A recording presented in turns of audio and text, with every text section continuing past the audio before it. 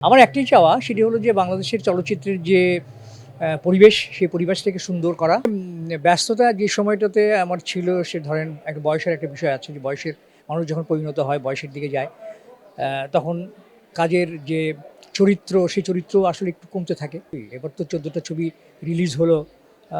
এর মধ্যে আমি একটি ছবিতে কাজ করেছি দেয়ালের দেশ।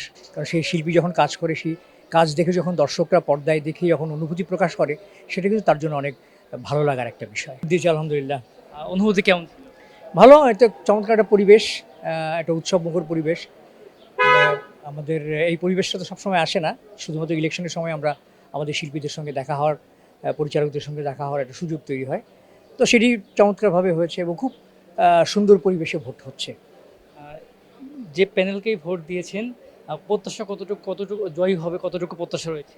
সেটা তো আসলে আমি প্রেডিক্ট করতে পারবো না। আমার পছন্দের যারা আছেন বা যাদেরকে আমি মনে করেছি যে তাদেরকে যদি আমি আ প্যানেলে নিয়ে আসতে পারি বা তারা যদি এই কমিটিতে আসেন, হয়তো তাদের কাছে প্রত্যাশাটা আমার একটু বেশি। যারা জয়ী হবেন তাদের কাছে কি চান যে আমার একটাই চাওয়া সেটি হলো যে বাংলাদেশের চলচ্চিত্রের যে পরিবেশ সেই পরিবেশটাকে সুন্দর করা। আ যদিও চমৎকার একটা সৌহার্দ্যপূর্ণ সম্পর্ক আছে। কিন্তু আমি চাই একটি আন্তর্জাতিক মানের চলচ্চিত্র বাংলাদেশে তৈরি হোক।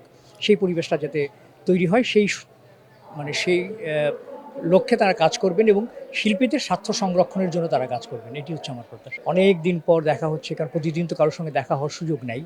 এটি একটি দিন আর আমাদের বাৎসরিক যে বনভোজন হয় সেটি আরেকটি দিন।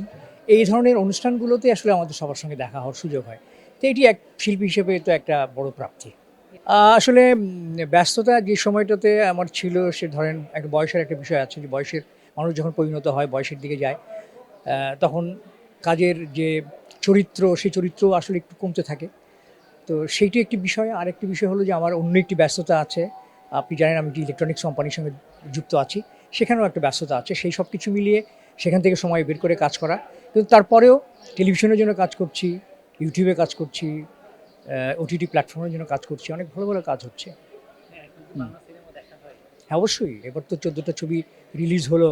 আ এর মধ্যে আমি একটি ছবিতে কাজ করেছি দেয়ালের দেশ। আ অবশ্যই সিনেমা হলে গিয়ে আমি শুধু একা না, আমি পরিবারের সদস্যদেরকে নিয়ে ছবি দেখতে যাই। যখন যাই প্রায় দেখা যায় যে ৪০-৫০ জন একসাথে ছবি দেখতে যাই।